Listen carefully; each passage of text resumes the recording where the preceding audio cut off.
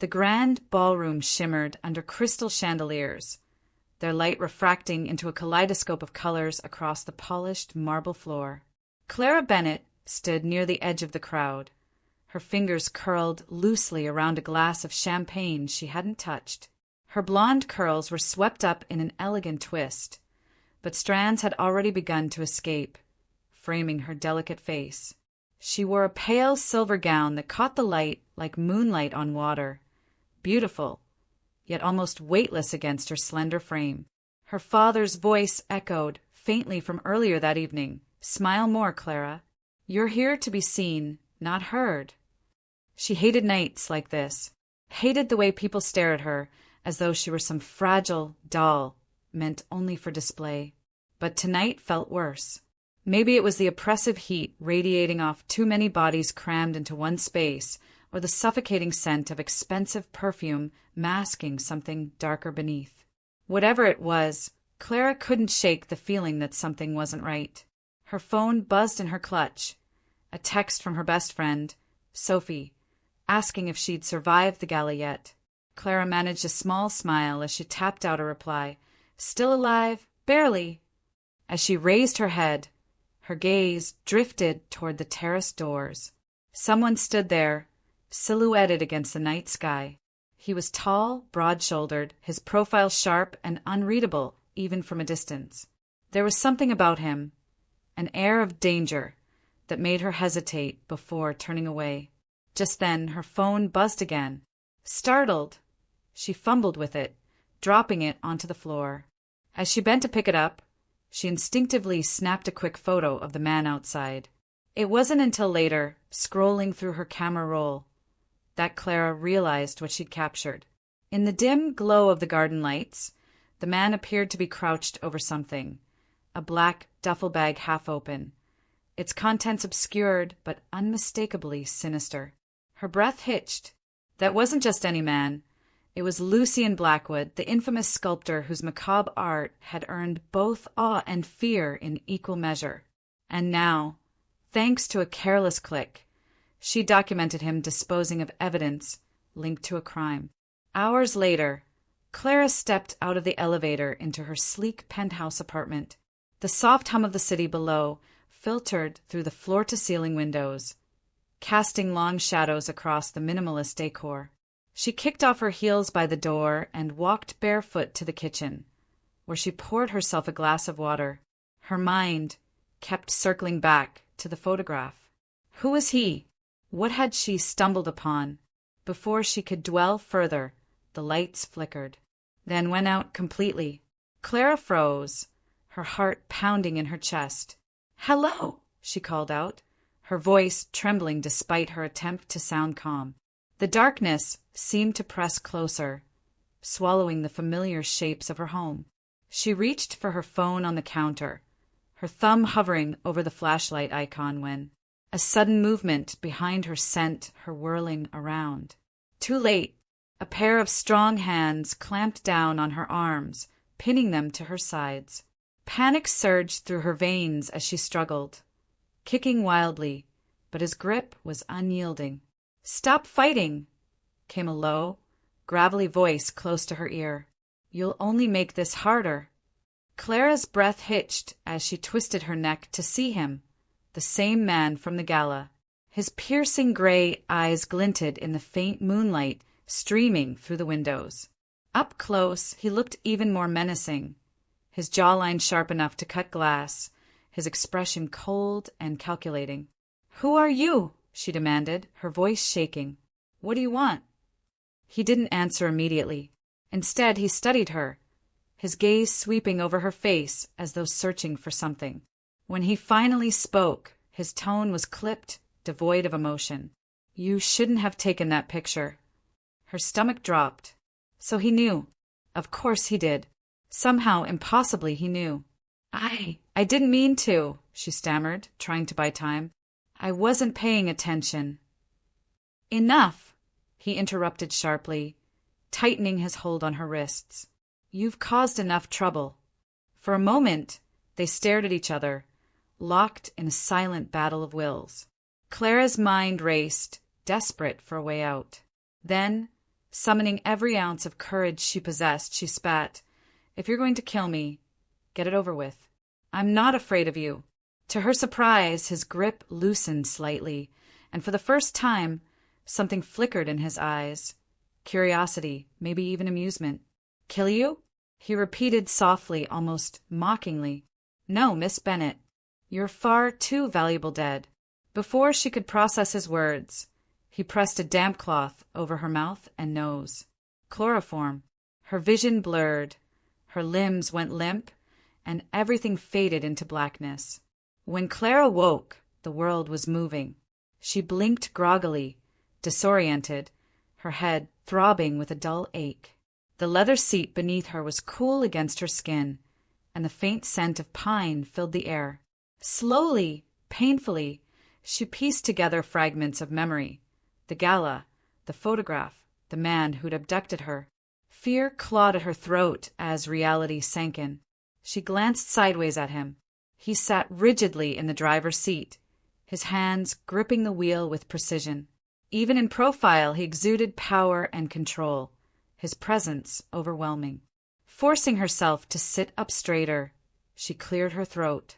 "Where are we going?" He didn't respond. Not verbally, anyway.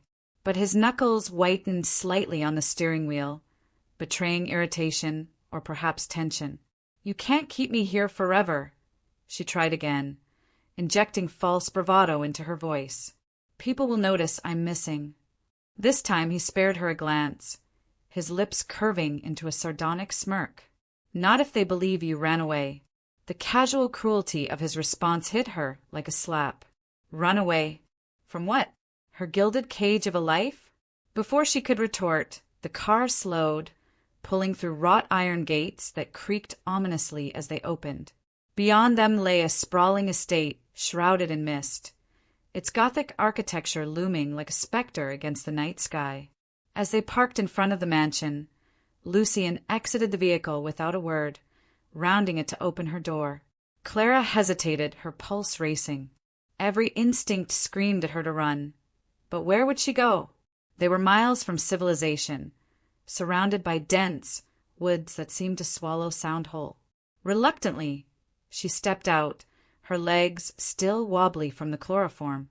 Lucien grabbed her arm, not roughly, but firmly enough to remind her of her lack of options, and guided her toward the house. Inside, the air was heavy with the scent of aged wood and dust. Flickering candles cast eerie shadows along the walls, illuminating grotesque sculptures that lined the hallway. Each piece depicted scenes of despair. Broken figures, twisted forms, anguished faces carved with meticulous detail. It was beautiful, horrifying, and utterly mesmerizing. Lucien led her to a door at the end of the hall, unlocking it with a keychain he retrieved from his pocket. As he pushed it open, revealing a sparsely furnished bedroom, Clara dug her heels in. "Is this where you're keeping me? Like some prisoner?" His expression hardened. "Until I decide otherwise." Just as he turned to leave, a muffled voice carried through the corridor. Another man speaking urgently on the phone. Clara strained to hear, catching snippets of the conversation. "She can't be allowed to leave alive." Her blood ran cold.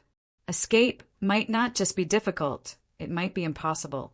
As Lucien shuts the door behind him, locking it securely, Clara presses her ear against the wood, listening intently. The realization sinks in. Whoever these people are, they don't plan to let her go. And Lucien, is he truly her captor or her executioner? The first thing Clara noticed when she woke was the silence. It wasn't peaceful. It was oppressive, like a weight pressing down on her chest.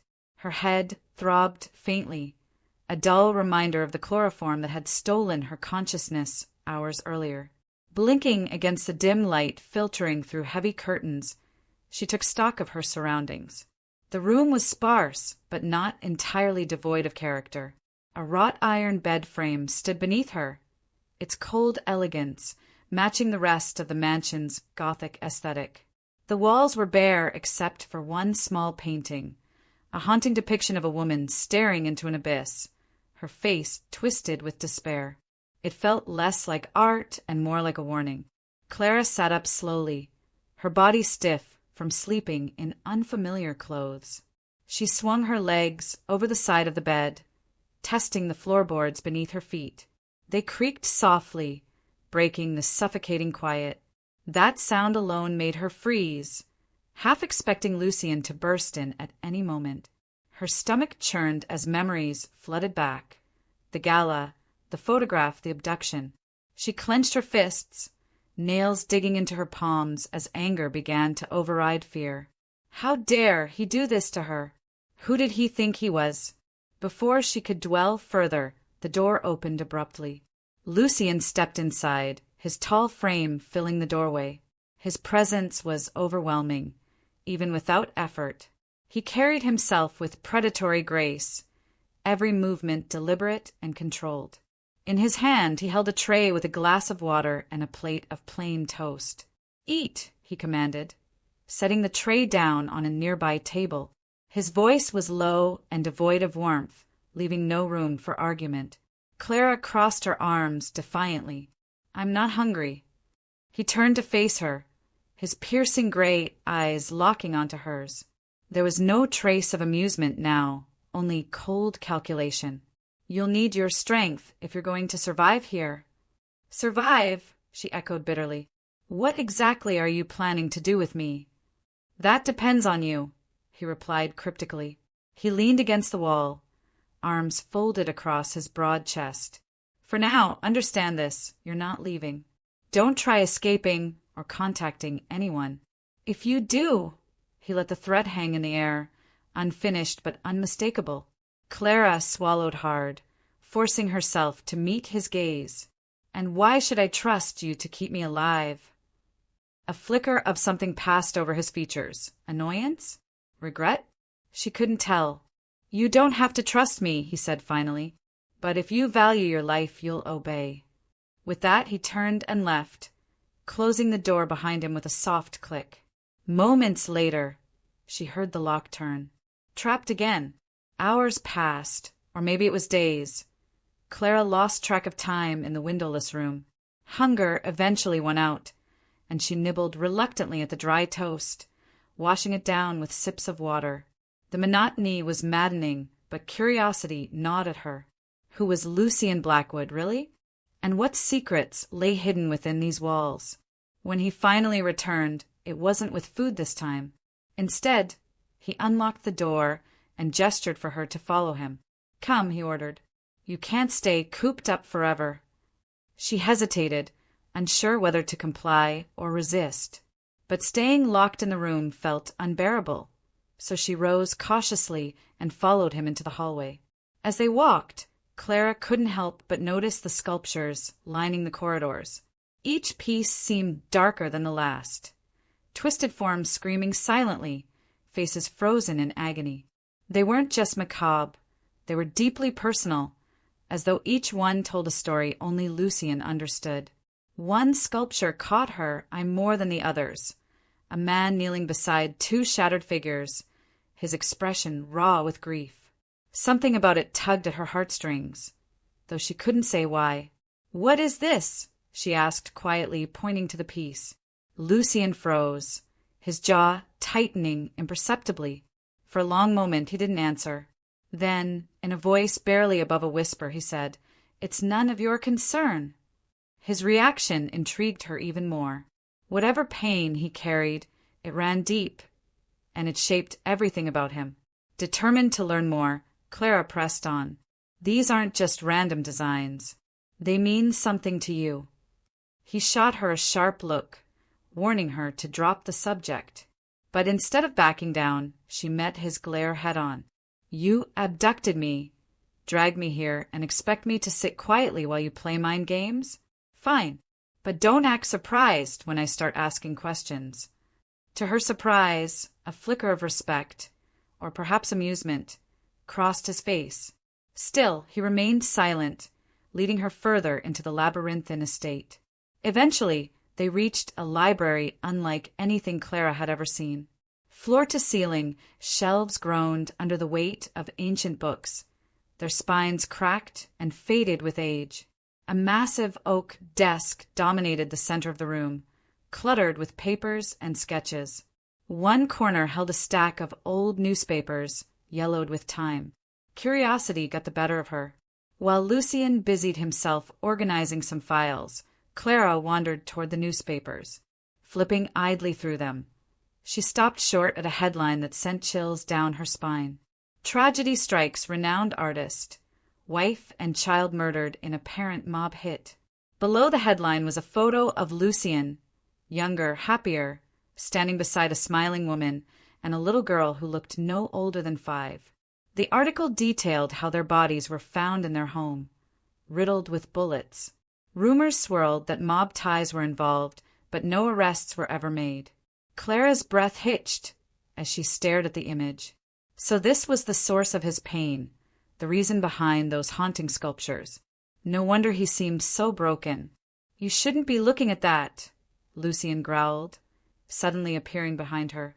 His tone was icy, dangerous. "I'm sorry," she stammered, clutching the paper tightly. "I didn't mean to." "Put it down," he interrupted sharply, snatching the newspaper from her hands. His knuckles whitened around it as he crumpled it into a ball and tossed it aside. "That part of my life is over." "But it's not, is it?" she countered, emboldened by the vulnerability she'd glimpsed. "This is why you brought me here, isn't it? Because of whatever happened to them." Lucien's eyes darkened, and for a moment she thought he might lash out. But then he exhaled, slowly regaining control. "Enough," he said firmly. "You've seen too much already." Later that evening, Clara sat alone in her room, replaying everything she'd learned. Lucien's tragedy, his sculptures, his obsession with keeping her captive. It all pointed to something bigger, something dangerous. Her thoughts were interrupted by distant sounds outside. Voices shouting, footsteps pounding against the gravel driveway. Heart racing. She crept to the window and peered through a crack in the curtains. Men dressed in black tactical gear were storming the estate, weapons drawn. They moved with purpose, clearly searching for something or someone.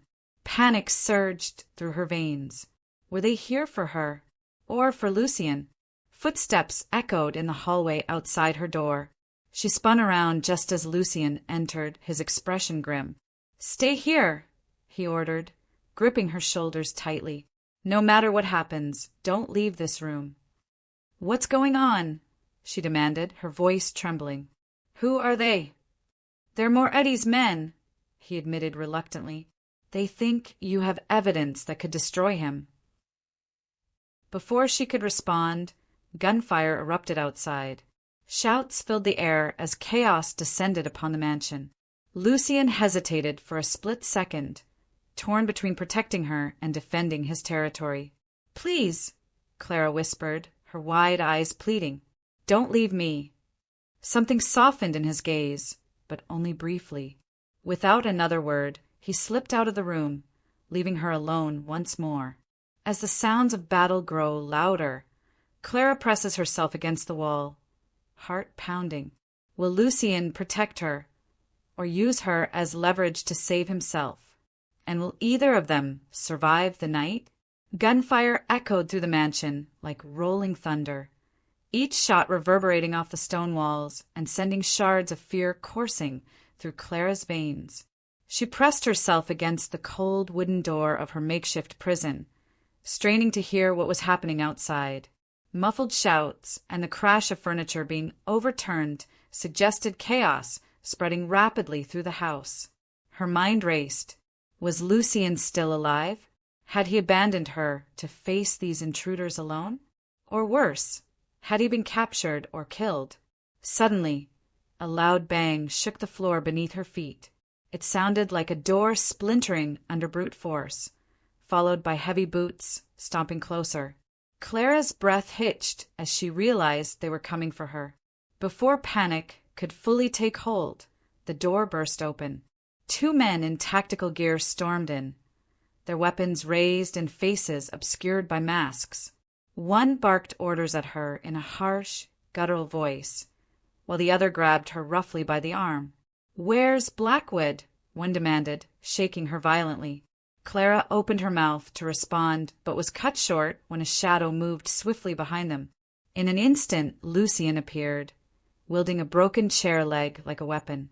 His face was streaked with dirt and blood, his suit jacket torn, but his eyes burned with ferocity.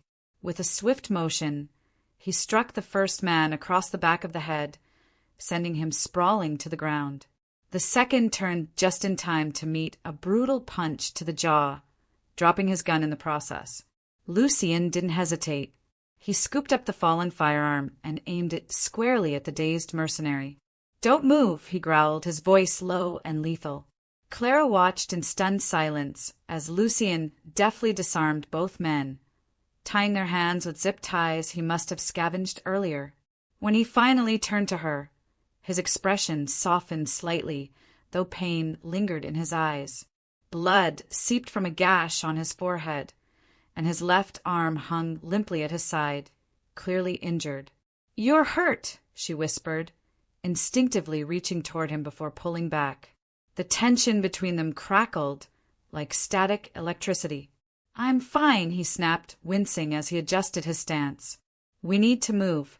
Now." He gestured for her to follow, moving quickly despite his injuries. Clara hesitated only briefly before trailing after him, her heart pounding not just from fear, but from something else she couldn't quite name. Gratitude? Admiration? Whatever it was, it scared her more than the mercenaries hunting them. They retreated deeper into the labyrinthine estate, finding temporary refuge in a hidden alcove behind a false wall. Lucien leaned heavily against the cool stone, clutching his wounded arm as sweat beaded on his brow.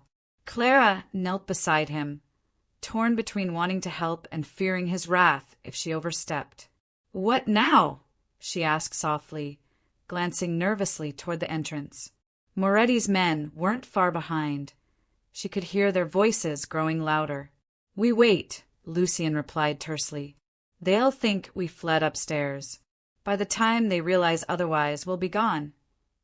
Clara nodded, though doubt gnawed at her.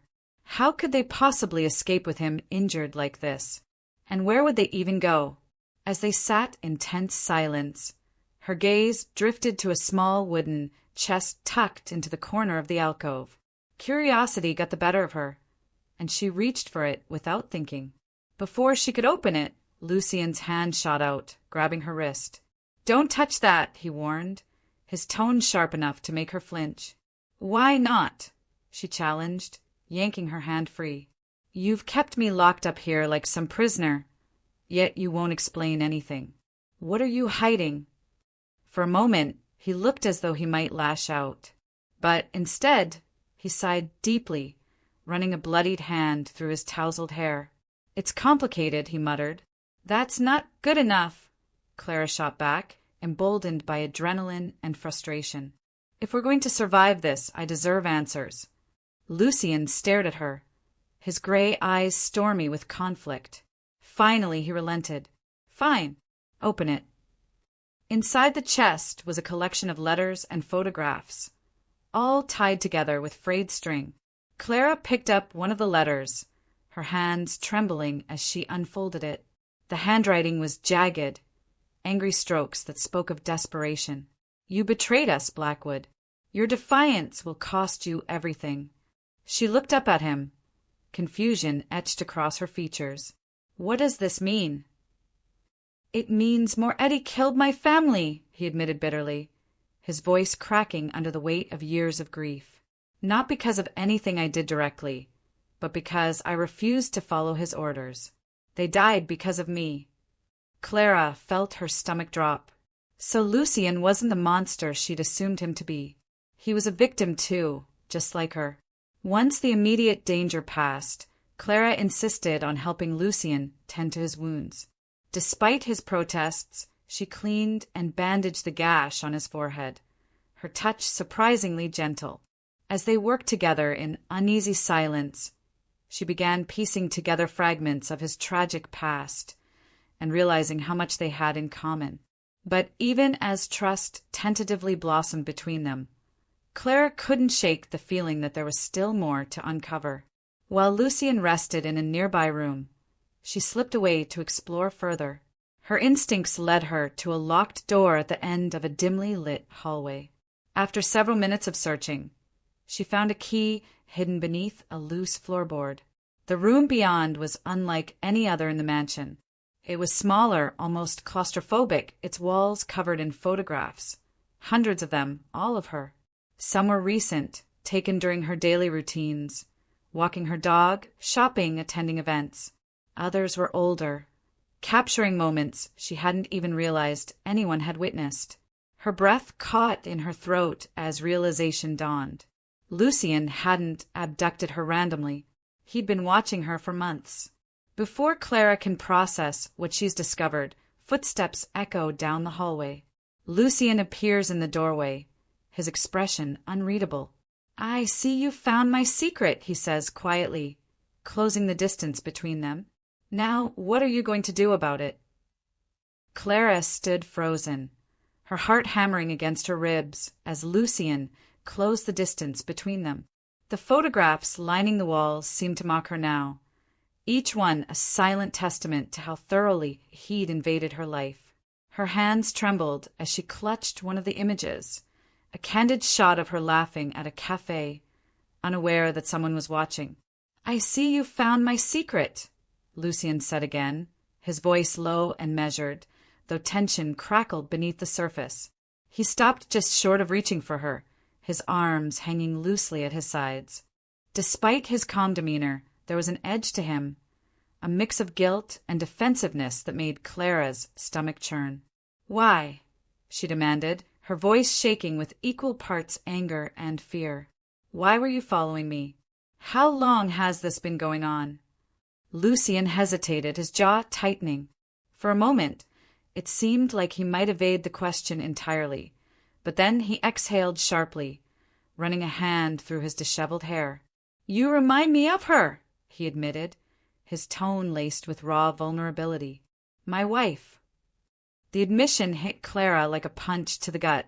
She stared at him, uncomprehending. "Your wife." He nodded, stepping closer until they were nearly toe-to-toe. His piercing gray eyes bore into hers, searching for something. Understanding, perhaps, or forgiveness. "When I first saw you months ago outside your apartment, I thought I was seeing a ghost. You look so much like her. Same blonde curls, same blue eyes." Clara took a step back, recoiling not just from his words, but from the intensity behind them. "So this whole time, you've been stalking me because I remind you of her." "It wasn't about obsession," he insisted, his voice rising slightly. "I wanted to protect you. Moretti's reach extends farther than you realize. Once I realized who you were, the daughter of Richard Bennett, I knew you weren't safe. Not from him, not from anyone." His explanation should have reassured her, but instead it only deepened her unease. Was he telling the truth? Or was this just another layer of manipulation? "And what about now?" she asked, her voice barely above a whisper. "Is it still about protection, or is it something else?" Lucien didn't answer immediately. Instead, he reached out, his fingers brushing lightly against her cheek. The gesture was tender, almost reverent, but it sent a shiver down her spine. "I don't expect you to trust me," he said softly, "but know this. I'll do whatever it takes to keep you alive, even if it means losing you." Over the next few days, Clara tried to process everything Lucien had revealed. Their dynamic shifted subtly. While she still distrusted him, she couldn't deny the way he'd risked his life to save her during the siege. And yet, every glance at those photos reminded her of the invasion of privacy she'd endured. It was a constant tug-of-war between fear and gratitude, suspicion and understanding. One afternoon, while Lucien tended to fortifying the mansion's defenses, Clara ventured into the library once more. She needed answers about Moretti, about her father, about herself. Somewhere among the stacks of old books and papers, she hoped to find clues that would help piece together the larger puzzle. Her search led her to a dusty desk drawer filled with letters addressed to Lucien. Most were threats from Moretti, detailing punishments for his defiance. But one envelope caught her eye. It bore the insignia of her father's company. With trembling hands, she opened it and began to read. Blackwood, stay away from my daughter. Whatever game you're playing, it ends now. If I find out you've involved her in your mess, there will be consequences. Clara's breath hitched as realization dawned. Her father hadn't just hired mercenaries to retrieve her. He'd known all along what kind of danger she was in. Worse, he'd chosen silence over protecting her. Before she could fully absorb the implications, her phone buzzed in her pocket. A relic Lucien had returned to her under strict conditions. The message was cryptic, sent from an unknown number. Your father knows where you are. He plans to silence you permanently. Be careful who you trust. Her blood ran cold. Betrayal burned in her chest like acid. How many people in her life had lied to her? Who could she really rely on? That evening, tensions between Clara and Lucien came to a head. Dinner was a tense affair, neither speaking much as they ate in near silence. Finally, unable to contain her frustration any longer, Clara slammed her fork down onto the table. How am I supposed to believe anything you say? She snapped, glaring at him across the candlelit room. You've been lying to me since the day we met. Following me, kidnapping me. How is any of that keeping me safe? Lucien set his utensils aside, meeting her gaze steadily. I never claimed to be a good man, Clara, but everything I've done has been for your protection. Do you think I enjoyed dragging you into this nightmare? No, but leaving you exposed to Moretti would have been far worse. She wanted to argue, to call him out on his hypocrisy, but part of her recognized the truth in his words. Still, it wasn't enough to erase the lingering doubt or the betrayal she felt. You say you're trying to protect me, she countered, her voice trembling with emotion. But what happens when this is over? Will you let me go? Or will you keep me here, locked away like some prized possession? For a long moment, Lucien simply stared at her, his expression unreadable. Then, with quiet resolve, he said, If you want to leave after this is over, I won't stop you. But until then, you're safer here with me. His promise should have comforted her, but instead, it left her feeling trapped in a different kind of cage. Later that night, Clara lay awake in bed, staring at the ceiling as thoughts swirled endlessly in her mind.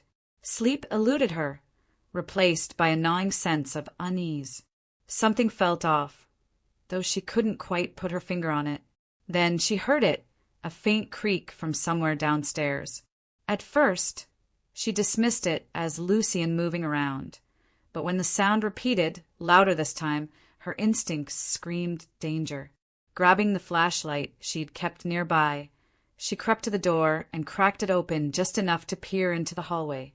The house was eerily quiet, shadows stretching unnaturally long under the dim emergency lighting. As she listened intently, she picked up faint voices drifting upward. Someone was inside the mansion, and Lucien was nowhere to be seen. Panic surged through her veins as she slipped into the corridor, moving cautiously toward the staircase. Halfway down, she froze. A figure emerged from the shadows below, silhouetted against the flickering light of the foyer. Whoever it was, they weren't alone. Her pulse raced as she scanned the area for Lucien, dread pooling in her stomach. Where was he? Had he abandoned her again, or had something happened to him?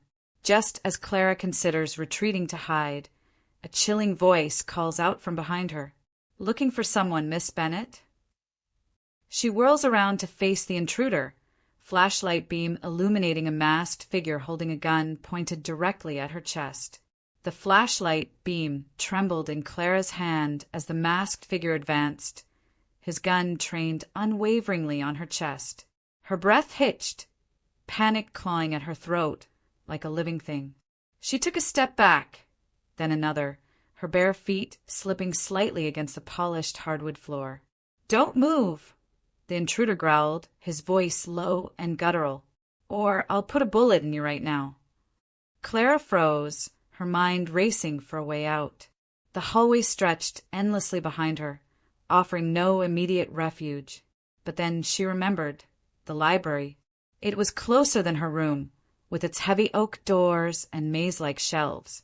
If she could reach it, maybe she'd have a chance to hide or defend herself. Summoning every ounce of courage, she swung the flashlight upward, blinding the man momentarily. He cursed, shielding his eyes as she bolted past him, her heart pounding so hard it drowned out all other sounds. Footsteps thundered behind her, but she didn't look back.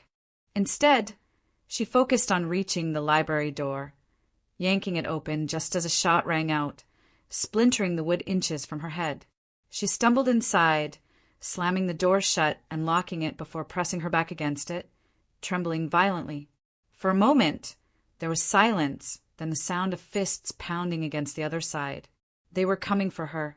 Just as despair began to overtake her, the pounding stopped abruptly. Clara held her breath, listening intently. Then came the unmistakable sound of scuffling in the corridor outside, followed by a sharp cry of pain. Moments later, the door creaked open, revealing Lucien standing there, bloodied but alive. His suit jacket was torn, his face streaked with dirt and sweat. One arm hung limply at his side, clearly injured, but his eyes burned with fierce determination. "Are you hurt?" he demanded, stepping inside and quickly scanning the room for threats. Clara shook her head, too overwhelmed to speak. Relief washed over her, but it was short-lived. As Lucien leaned heavily against a nearby table, she noticed the severity of his wounds, a deep gash across his ribs, bruises darkening his skin. Whatever had happened to him, it hadn't been easy. What happened?" she finally managed to ask, her voice trembling. Lucien exhaled sharply, wincing as he adjusted his stance. "Moretti sent more men. I tried to lead them away from here, but they found me." His tone was clipped, almost dismissive, though pain lingered in his expression. "I couldn't let them get to you." Clara stared at him, conflicted emotions swirling within her. Gratitude warred with suspicion. Had he truly risked his life for her, or was this part of some larger game? Before she could press further, Lucien spoke again, his voice quieter but no less intense. "There's something you need to know. Something I should have told you sooner." Lucien sank into a chair near the fireplace, his movements slow and deliberate. Clara hesitated before sitting opposite him, her gaze never leaving his face. Whatever he was about to say, it clearly weighed heavily on him. "I've been playing both sides," he admitted, his voice barely above a whisper. "For months, I pretended to cooperate with Moretti, to give him information, to do his dirty work in exchange for time. Time to figure out how to protect you." Clara's stomach churned. "You mean you betrayed him?" "No," Lucien corrected sharply. "Not completely. I gave him enough truth to keep him satisfied, but always just enough lies to stay one step ahead. Until now." Her mind raced, piecing together fragments of what he'd said. "That's why they attacked us tonight. Because you slipped up." He nodded grimly.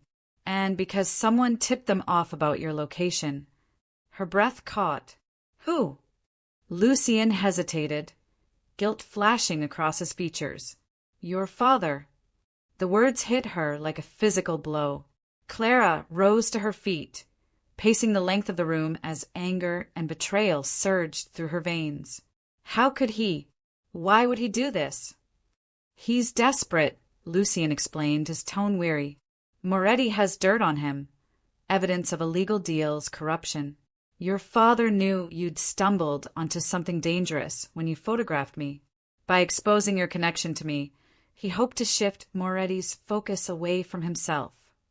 Clara stopped mid-stride, turning to face him. "So everything that's happened to me is my own father's fault?" Lucien didn't answer directly. Instead, he reached into his pocket and pulled out a crumpled document. "This was delivered to me earlier today. It confirms everything." She snatched the paper from him, scanning its contents quickly. Sure enough, it detailed her father's involvement with Moretti's criminal empire and his role in orchestrating her abduction indirectly. Each word felt like a knife twisting deeper into her heart. As dawn broke outside, Clara sat alone in the library, staring blankly at the damning document still clutched in her hands. Every fiber of her being wanted to hate Lucien for keeping secrets, for dragging her into this nightmare, but she couldn't deny the lengths he'd gone to protect her. Even now, despite his injuries, he remained vigilant, guarding the mansion's perimeter like a sentinel. Yet doubt lingered. Could she trust him fully? Or was he merely using her to settle his own vendetta against Moretti? Her thoughts were interrupted by the distant rumble of engines approaching the estate. Clara rushed to the window, peering through the curtains to see several black SUVs pulling up the driveway. Moretti's men, and judging by their numbers, they weren't leaving without a fight. Panic surged through her as she turned back toward Lucien, who had re-entered the room. "They're here," she whispered, her voice shaking. "What do we do?" Lucien straightened, wincing slightly as he adjusted his grip on the weapon in his hand. "We hold our ground. We don't have another choice." "But you're injured," she protested. "You can barely stand." "I'll manage," he snapped, his tone brooking no argument. Then, softer, "Stay close to me. Do exactly as I say, and you'll survive this." Clara hesitated, torn between staying by his side and taking her chances alone. If she fled now, while the chaos unfolded, she might find a way to escape unnoticed. But doing so would leave Lucien to face Moretti's wrath, and despite everything, she wasn't sure she could live with that. As footsteps echoed through the mansion, signaling the arrival of Moretti's enforcers, Clara glanced at Lucien one last time. His expression was resolute, but exhaustion lined his face. "Make your decision," he urged, his voice strained. Now, outside, the front door crashed open and shouts filled the air. Clara's heart pounded as she realized the clock was ticking, not just for Lucien, but for herself. Would she trust him, or flee while she still could? The mansion was eerily silent now, the chaos of Moretti's men storming in replaced by a tense standoff. Clara and Lucien had retreated to the library once more, barricading themselves behind heavy furniture as shouts echoed from other parts of the house. Every movement outside sent their nerves jangling like plucked strings. Clara sat on the edge of an antique chair, her hands clasped tightly together to stop them from trembling. She glanced at Lucien, who leaned against the wall near the door, his weapon ready, but his expression grim. Despite his injuries, he remained alert, his gray eyes scanning every shadow for threats. "We can't stay here forever," she said finally, breaking the oppressive silence. "They'll find us eventually." Lucien nodded, curtly without looking at her. "I know, but we make them work for it." Before she could respond, a soft knock sounded at the window, a sound so unexpected that both froze. Clara's heart leapt into her throat as she turned toward the source. Standing on the other side of the glass was a woman with short red hair and sharp green eyes, dressed in tactical gear smeared with dirt. She held up her hands to show she wasn't armed. "Open the window," the woman whispered urgently. "It's me, Sarah. I'm here to help." Clara exchanged a wary glance with Lucien, who hesitated before limping over to unlock the window. The woman slipped inside quickly, closing it behind her. Up close, Sarah looked haggard but determined, her freckled face streaked with sweat and grime. "I don't have much time," Sarah began, speaking in a low, hurried tone. "Moretti's men are crawling all over this place. If you want to get out alive, you need to trust me. And why should we do that?" Lucien growled, leveling his gun at her chest. His voice dripped with suspicion. "For all we know, you're one of them." Sarah raised her hands again, unflinching under his glare. "Because I used to be one of them. Moretti ruined my life, killed my brother, left me for dead. Now I work undercover for the police, trying to bring him down. You're not the only ones who want him gone." Clara studied her carefully, searching for any sign of deceit.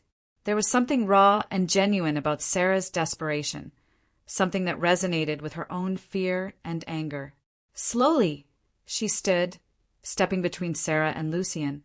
"What do you propose?" Clara asked cautiously. Sarah crouched beside the desk, spreading out a hastily drawn map of the estate. "Here's the layout," she explained, pointing to various rooms and corridors. "Moretti's enforcers are spread thin, but they've got reinforcements coming. We take advantage of that." Her plan was simple, yet risky. Create a diversion to draw Moretti's men away from the main house, then use the underground tunnels beneath the mansion to escape. From there, they would rendezvous with Sarah's contacts in the city, who could provide safe passage and evidence to expose Moretti's operation. "It's our best shot," Sarah concluded, meeting their skeptical gazes. "But it has to happen fast. Once those reinforcements arrive, we're dead." Lucien frowned deeply, clearly torn between trusting her and doubting her motives. "What's your angle in all this? Why risk your neck for us?" Sarah's lips twisted into a bitter smile. "Let's just say I owe Moretti some payback. And if taking him down means saving 2 innocent people along the way, so be it." Clara nodded slowly, turning to Lucien. "We don't have another option." He hesitated, his jaw tightening as he weighed the risks. Finally, he exhaled sharply. "Fine, but if this is a trap, I swear." "It's not," Sarah interrupted firmly. "Now let's move. Time's running out." As they prepared to execute the plan, Clara found herself working closely with Sarah. Together, they gathered supplies, flashlights, first aid kits, anything that might prove useful during their escape. While Lucien kept watch near the door, Clara couldn't help but notice how different Sarah seemed compared to the mercenaries hunting them. Her movements were efficient but tinged with exhaustion, her sharp eyes constantly darting toward the window as though expecting betrayal at any moment. "You've been through hell," Clara murmured as they packed. It wasn't a question, but Sarah nodded anyway. "Moretti doesn't forgive mistakes," she replied quietly. "When I crossed him, he made sure everyone knew what happened to traitors. My brother, he didn't deserve that." Clara felt a pang of sympathy, recognizing echoes of her own pain in Sarah's story. "How long have you been undercover?" "Too long," Sarah admitted with a humorless laugh. "Every day feels like walking a tightrope. One wrong step and I'm dead." Despite the danger looming over them, Clara felt a strange sense of camaraderie with Sarah. Both women had endured unimaginable hardships, forced to fight for survival in worlds dominated by ruthless men. For the first time since her abduction, Clara realized she wasn't alone, not completely. The diversion worked perfectly, or so it seemed. Explosions rocked the eastern wing of the mansion, drawing most of Moretti's men toward the flames. Using the chaos as cover, Clara, Lucien, and Sarah slipped into the underground tunnels, their flashlights cutting narrow beams through the suffocating darkness. For a while, everything went according to plan. They moved swiftly, following Sarah's directions as water dripped steadily from the ceiling above. But then, halfway to their exit point, Sarah stopped abruptly, raising a hand to signal silence. "What is it?" Lucien demanded, his voice barely audible. Instead of answering, Sarah pulled out a small radio transmitter hidden in her belt. Before either Clara or Lucien could react, she pressed a button, sending a burst of static crackling through the device. "They know where we are," Lucien snarled, grabbing her roughly by the arm. "You betrayed us." Sarah yanked free, her expression cold and calculating. "I never said I was on your side. This whole thing was a setup to flush you out." Clara's stomach dropped as realization dawned. All those moments of trust, all those shared glances, they'd been lies. Sarah hadn't come to save them. She'd come to ensure their capture. Footsteps echoed down the tunnel, growing louder with each passing second. Moretti's men were closing in. Before Clara or Lucien could retaliate, Sarah stepped back, raising her hands defensively. Don't blame me, she said bitterly. Blame yourselves for thinking you could win against someone like Moretti. With that, she disappeared into the shadows, leaving them trapped and surrounded. As the beam of a flashlight illuminated the end of the tunnel, Clara gripped Lucien's uninjured arm tightly, her breath hitching in terror. "They're here," she whispered, her voice shaking. "What do we do now?" Lucien's response was grim, his grip tightening around his weapon. "We fight, or we die trying." The air in Moretti's lair was thick with the stench of damp concrete and fear. Clara sat on a cold metal chair, her wrists bound tightly behind her back. The room was dimly lit by a single flickering bulb overhead, its light casting long shadows across the grimy walls. Around her, Moretti's henchmen loomed like vultures, their faces obscured by masks that made them seem less human. Lucien wasn't far away. He lay slumped against the opposite wall, his body battered and bleeding from their capture. His breathing was shallow, his eyes half closed, but he remained conscious enough to glare defiantly at their captors. Clara's heart clenched painfully as she watched him struggle to stay upright. He'd taken multiple hits during their failed escape attempt, shielding her from the worst of the violence. Moretti himself paced before them, his polished shoes clicking sharply against the floor. His expression was calm, almost amused, as though this entire ordeal were nothing more than a game to him. "You've caused me a great deal of trouble," he said smoothly, stopping in front of Clara. "But it ends now." Clara forced herself to meet his gaze, swallowing hard to steady her trembling voice. "You'll never get away with this," she spat, surprising even herself with how steady she sounded. Moretti chuckled darkly, leaning closer until his face was inches from hers. "Oh, my dear, I already have." As Moretti turned his attention to Lucien, mocking him for his loyalty to someone as insignificant as Clara, her mind raced. She couldn't let this end here, not like this. There had to be a way out. Her eyes darted around the room, taking stock of their surroundings. Most of Moretti's men stood silently at attention, their weapons trained on her and Lucien. But one man, a burly enforcer named Raoul, kept glancing nervously toward the door. Something about his demeanor seemed off, as though he didn't fully trust Moretti either. Clara seized the opportunity. "Raoul!" she called out suddenly, her voice cutting through the tension like a knife. All eyes turned to her, including Moretti's, whose brow furrowed in confusion. "What are you doing?" Lucien hissed weakly, his tone laced with warning. Ignoring him, Clara continued, addressing Raoul directly. "You know what happens when people cross him, don't you? He kills them, or worse. Just like he did to your cousin last year."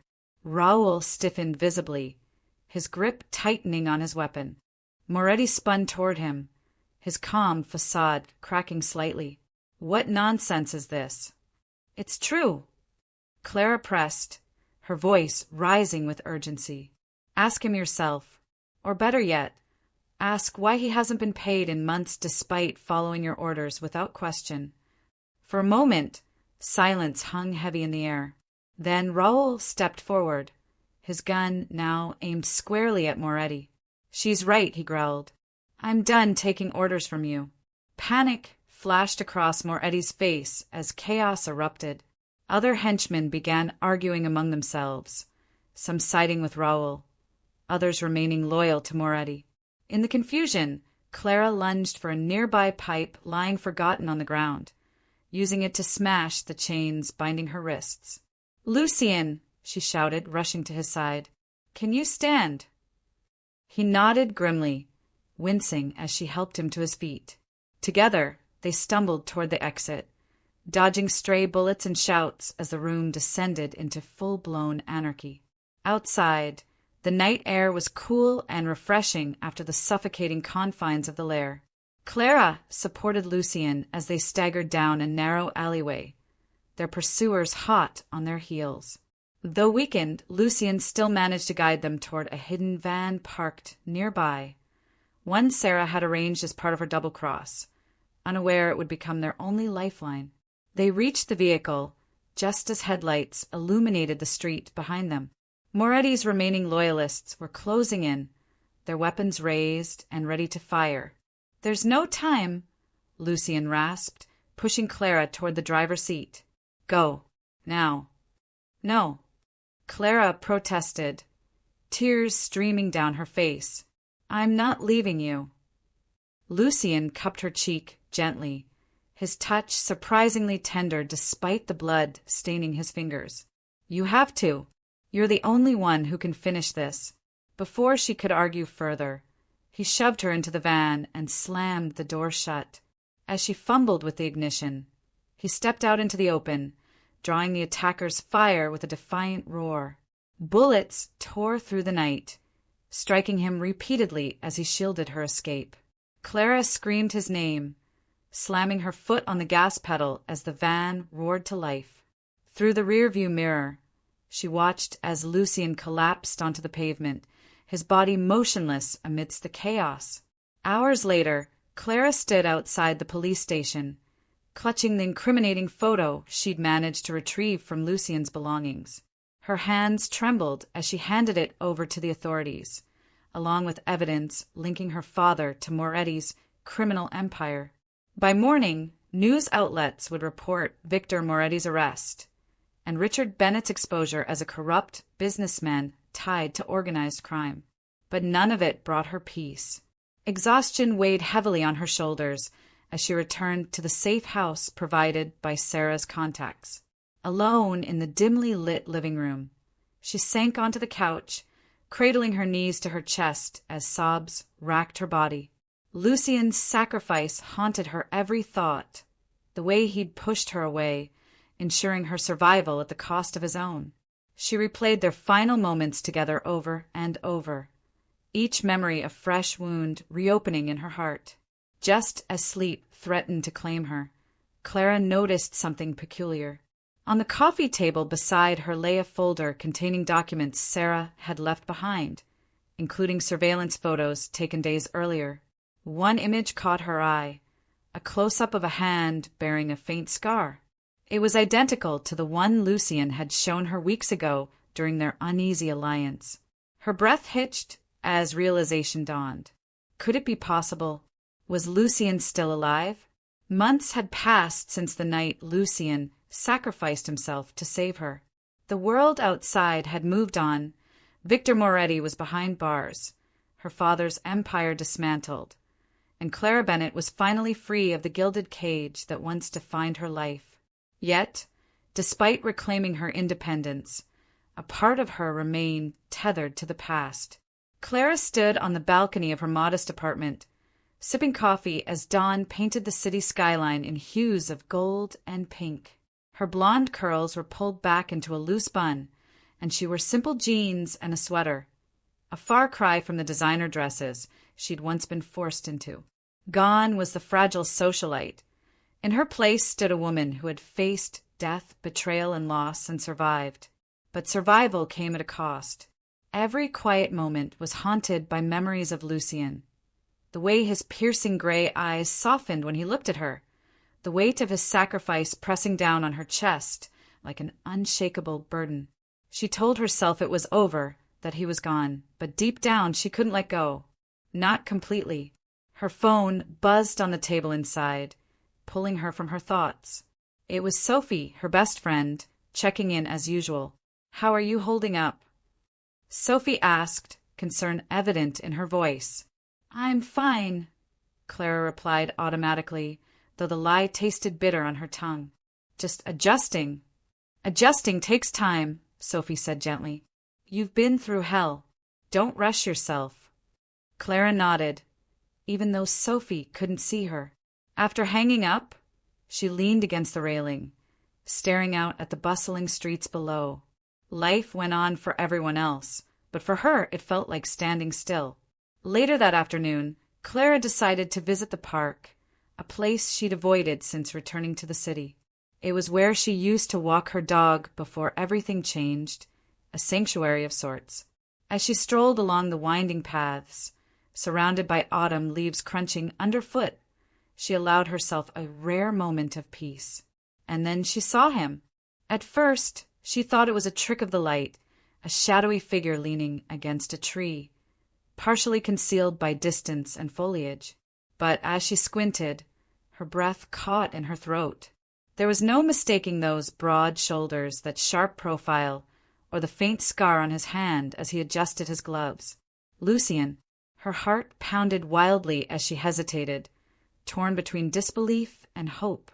Was this real, or just another ghost conjured by her grief? Summoning every ounce of courage, she approached cautiously, her footsteps faltering with each step closer. When she was within earshot, she called out softly, "Lucien." He turned slowly, his expression unreadable as their eyes met. For a long moment, neither spoke. They simply stared at each other, years of unspoken words hanging heavy in the air. Finally, he broke the silence. "You shouldn't be here," he said quietly, his voice rough with emotion. Clara crossed her arms, fighting back tears. "Neither should you. I thought you were dead." "I had to make them believe it," he admitted, stepping closer but maintaining a careful distance. "For your protection. If Moretti knew I was alive—" "But why come back now?" she interrupted, her voice trembling. "Why risk everything after all this time?" His gaze softened, and for the first time, she saw vulnerability in him, cracks in the armor he'd worn for so long. "Because I couldn't stay away," he confessed. "I tried. God knows I tried. But every day without you felt wrong." They sat together on a secluded bench overlooking the lake, the tension between them palpable, yet tempered by a fragile sense of familiarity. Clara wanted to scream, to demand answers for the pain he'd caused her, not just by leaving, but by making her believe he was gone forever. Yet, as she looked at him now, his face lined with exhaustion, his body bearing scars both visible and invisible, anger gave way to something softer, compassion. "You saved my life," she said, finally breaking the silence. "But you also broke me." Lucien flinched visibly, guilt etched across his features. "I never meant to hurt you, Clara. All I ever wanted was to keep you safe." "And now," she pressed, her voice barely above a whisper, "now what do you want?" He hesitated, searching her eyes as though seeking permission to speak freely. "You," he admitted simply, "if you'll have me." Tears welled up in Clara's eyes, spilling over despite her attempts to hold them back. She wanted to say yes, to throw caution to the wind and embrace the man who had become such an integral part of her soul. But fear lingered, whispering warnings about reopening old wounds. "What happens if we try again?" she asked, her voice shaky. "What if it doesn't work?" "We won't know unless we take the chance," he replied, reaching out to brush a tear from her cheek. His touch was feather-light, hesitant, as though afraid she might pull away. "I can't promise it'll be easy, but I can promise I'll fight for us, for you." Clara closed her eyes, letting his words wash over her. Despite everything, the danger, the uncertainty, the scars they both carried, she realized one truth remained undeniable. Her feelings for him hadn't faded. They'd only grown stronger. Days turned into weeks as Clara and Lucien tentatively rebuilt their connection. They took things slowly, navigating the complexities of trust and forgiveness while grappling with the lingering specter of their shared past. Though wary of rushing into anything, they found solace in each other's presence, a reminder that redemption was possible, even after everything they'd endured. One evening, as they walked side by side through the same park where they'd reunited, Clara felt a spark of hope ignite within her. For the first time in months, she allowed herself to imagine a future, not bound by fear or regret, but shaped by resilience and love. But as they paused beneath a lamppost, a flicker of movement caught her eye. Across the street, a shadowy figure watched them intently before disappearing into the crowd. Clara froze, her pulse racing as unease settled in her stomach. "Did you see that?" she whispered, clutching Lucien's arm. He followed her gaze, his expression darkening. "Someone's been watching us," he murmured, his protective instincts kicking in immediately. Stay close." As they hurried back toward the safety of their apartment, Clara couldn't shake the feeling that their newfound peace was fleeting. Who was the shadowy figure? What did they want? And how long would it be before the ghosts of their past came calling once more?